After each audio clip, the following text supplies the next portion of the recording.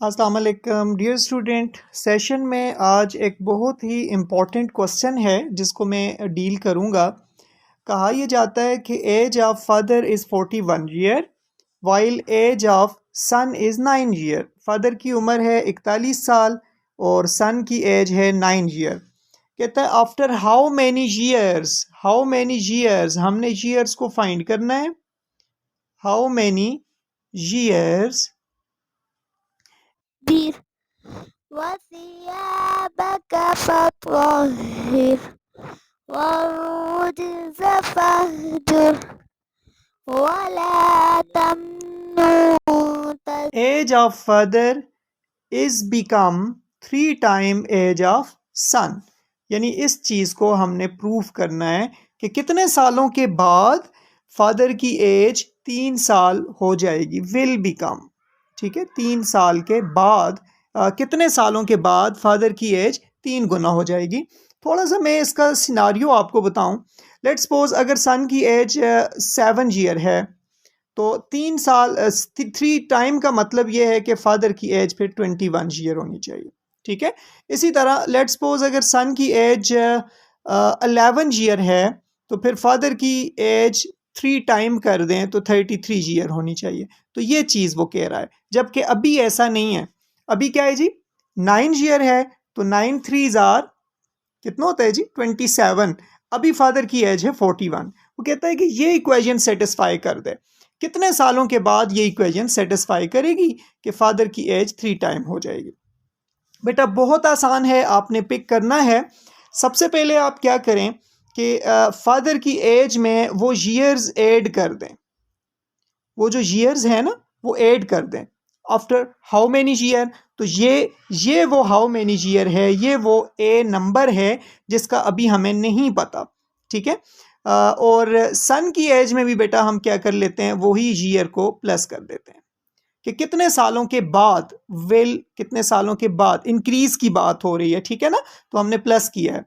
After how many year, जब after का word आता है मेक श्योर कर लें कि आफ्टर का वर्ड यूज होता है प्लस के लिए, कितने सालों के बाद। ठीक है, तो अब इस कंडीशन को हमने सेटिस्फाई करना है। क्वेश्चन बहुत आसान है, जितने भी साल आप ऐड कर रहे हो ना ये इक्वेशन सेटिस्फाई करनी चाहिए। अब फादर की एज आपके पास बच्चे आ रही है एफ प्लस है और सन की एज आ रही है एस प्लस है।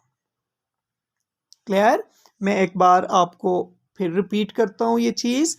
ये अब आपके पास आफ्टर सम ईयर्स, ठीक है, वो सम ईयर ए है, सन की एज है और ये बेटा फादर की एज है। ठीक है, फादर की एज है। तो अब इस कंडीशन पे इक्वेशन को सॉल्व करते हैं। अब एफ की वैल्यू पुट कर दें। एफ की वैल्यू 41 है प्लस ए, ये वो साल हैं जो अभी हम निकालेंगे। एस की वैल्यू हमें पता है 9 ईयर है प्लस ए, सिंप्लीफिकेशन स्टार्ट है जी 27, 9 3 आर 27 एंड 3a को भी आप यहाँ पे लिखेंगे। साइमल्टेनियसली इक्वेशन को हल करते हैं। 41 plus A minus 27 minus 3a which is equals to 0। मैंने इक्वेशन की इस साइड शिफ्ट कर दिया इन दोनों को। ठीक हो गया जी। तो बेटा हल करते जाएं, इन दो को आप हल कर सकते हो, शाबाश हरियप। 41 को और 27 को हल कर लें तो इट बिकम्स, क्या आंसर देगा जी, 41 में से 27 को माइनस करें, शाबाश, कोई मुश्किल नहीं है। आप बोरो लेते हो 11 हो जाता है, 11 में से 7 माइनस करो 4 और इधर 3 बच गया और ये 14। और डियर स्टूडेंट a -2 है तो साइन आप बिग का लगाते हो हमेशा। साइन किसका लगाते हो, बिगर का। ये मैं आपको कंडीशन समझा दूं, a -3a हमेशा याद रखें, साइन आप बड़े का लगाते हो। अब दोनों के साइन डिफरेंट है ना, a और प्लस और माइनस डिफरेंट साइन है तो आप डिफरेंस करेंगे। साइन बड़े का डिफरेंट साइन है तो डिफरेंस करेंगे, माइनस करेंगे। अगर सेम साइन हो तो सम करेंगे, यानी दोनों अगर माइनस आ जाते हैं तो सेम साइन है, आप सम करते, दोनों प्लस आ जाते। तो एनीवेज यहाँ पे आपने साइन बड़े का लगाया, 3 बड़ा है और साइन दोनों के डिफरेंट हैं तो 3 में से 1 प्लस कर दिया 2a which is equals to 0।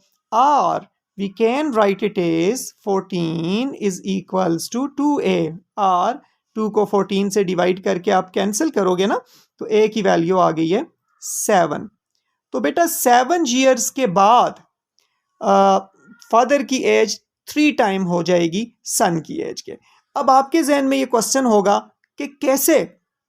अब देखो एजेस याद रखना, फादर की एज 41 है और इसकी एज आ गई, सन की एज 9 ईयर आ गई।